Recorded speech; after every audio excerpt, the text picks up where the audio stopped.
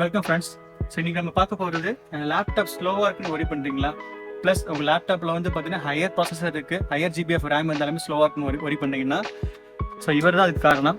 So நீங்கள் try upgrading from hard disk drive to SSD. So SSD upgrade பண்ணுறதுல we have got plenty of options like mSATA, NVMe, SATA, இந்த மாதிரி நிறைய models இருக்குது. So இதை update பண்ணி try பண்ணி பாருங்கள். என்னன்னு கேட்டிங்கன்னா உங்களுக்கு நார்மல் ஹார்ட் டிஸ்கால பார்த்தீங்கன்னா ஒரு அளவு தான் பர்ஃபார்ம் பண்ண முடியும்.